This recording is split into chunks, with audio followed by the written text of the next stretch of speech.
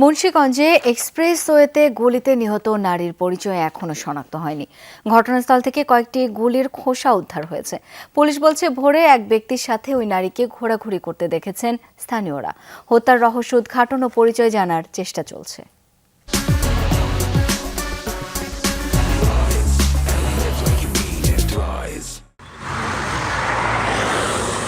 মুন্সিগঞ্জের ব্যস্ততম ঢাকা-মাওয়া মহাসড়ক, পাশেই মহাসড়কের সার্ভিস লেন। লেনের ঠিক মাঝখানে পড়ে থাকতে দেখা যায় গুলিবিদ্ধ নারীর মরদেহ, পাশে ছড়ানো বেশ কয়েক রাউন্ড গুলি।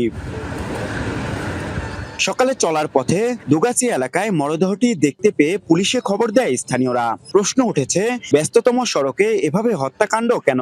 কেই বা চালালো গুলি? কে বা কারা মাইরা চলে গেছে গা।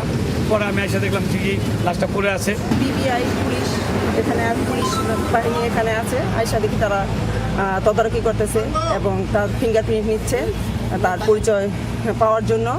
এখনো তার নিহত যে মেয়েটা পড়ে আছে তার কোনো পরিচয় এখনো পাওয়া যায়। খবর পেয়ে মাঠে নেমেছে পুলিশের বিভিন্ন ইউনিট, তবে তাৎক্ষণিকভাবে পাওয়া যায়নি নিহতের পরিচয়। পুলিশ জানিয়েছে ঘটনাস্থল থেকে 5 রাউন্ড গুলির খোসা উদ্ধার হয়েছে। তাদের ধারণা, হত্যার পর মরদেহ ফেলে পালিয়েছে জড়িতরা। খুব শীঘ্রই রহস্য উদ্ঘাটনের আশ্বাস পুলিশ কর্মকর্তাদের। আমরা পেছনের দিকে গুলির আঘাত দেখেছিলাম, কয়টি গুলি সেটা আমরা সুরতহাল রিপোর্ট পাওয়ার পরে বলতে পারবো বিস্তারিত।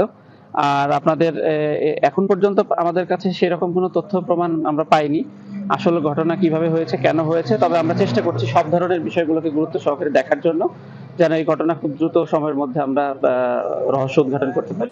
স্থানীয়রা বলছেন, নিহত নারীর বয়স 25 থেকে 26 বছরের মধ্যে হতে পারে। এই মহাসড়কে এমন হত্যাকাণ্ড এবারই প্রথম। আরাফাত রায়হান সাকিব, যমুনা নিউজ, মুন্সিগঞ্জ।